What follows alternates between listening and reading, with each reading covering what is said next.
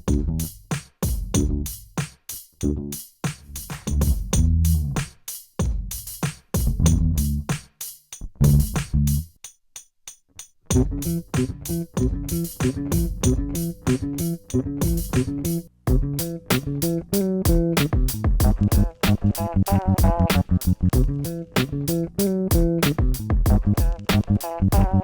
do VHF and UHF radio waves? Now, VHF and UHF radio waves, those are radio waves above 30 megahertz, right in the area for no-code technician class operators, like your television, VHF and UHF. How do VHF and UHF radio waves usually travel from one transmitting antenna to another? And that is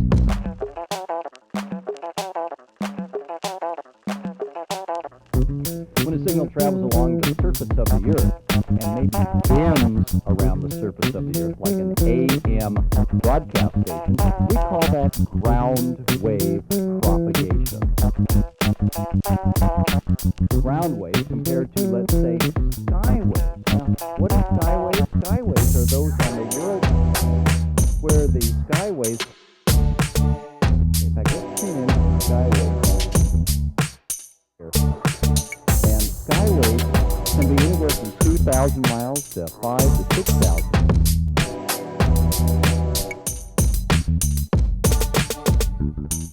The range of sky waves compared to ground waves are sky waves usually go much further, or range is much longer.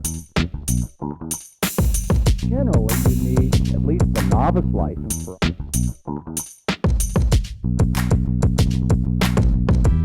worldwide general class license or higher.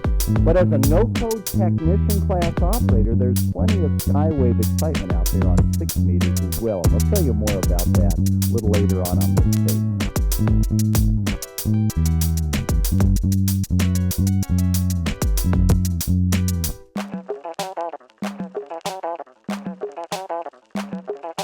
Above us that refract worldwide radio waves, those on high frequency back down to Earth. And what's the usual cause of is a signal that is bent back by the ionosphere. Now, one of the interesting things about skywave propagation when we're talking to worldwide stations is there's an area that we can't hear. It's too far away for the normal 100 miles of ground wave propagation, but it's too close in for the normal 500 mile to 1,000 mile plus skywave propagation. And that area of no reception is called the skip zone. Now, the regions of the ionosphere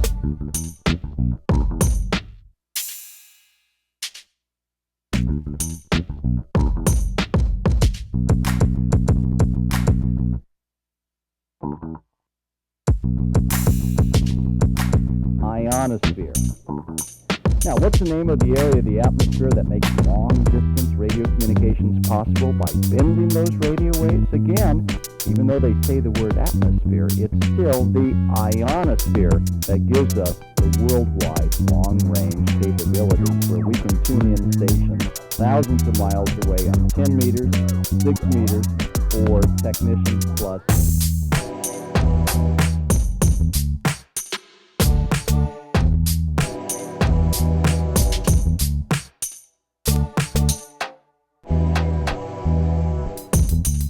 The ionosphere to form up. And on page 73 on my Gordon West Technician No Code Plus theory book, you'll see a great little drawing showing how the sun impacts on the ionosphere.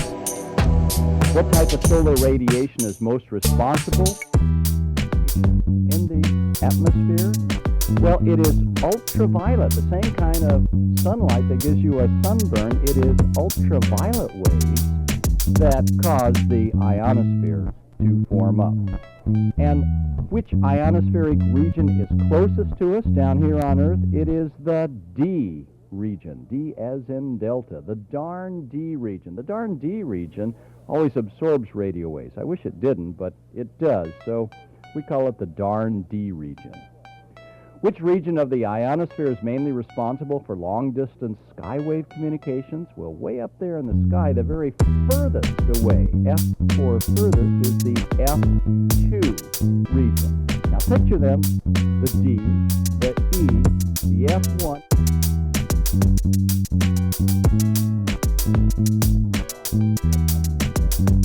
And which of the ionospheric regions may split into two regions, but only during the daytime? Well, those are the F layers. The F1 and the F2 layers, the F layers, split apart during the daylight hours. And which do daytime ionospheric regions combine into one region at night? Well, the two daytime ionospheric regions, the F1 and the F2, combine into one at night. That's F1 and F2. And what about sunspots? You know, we're coming up to the millennium, the year 2000 and 2001. How does the number of sunspots, which will peak around 2001, relate to the amount of ionization in the ionosphere? Well, good news. The more sunspots there are around 2001, the greater the ionization and the greater opportunities that no-code technicians can work stations all over the world on 6 meters. And for those of you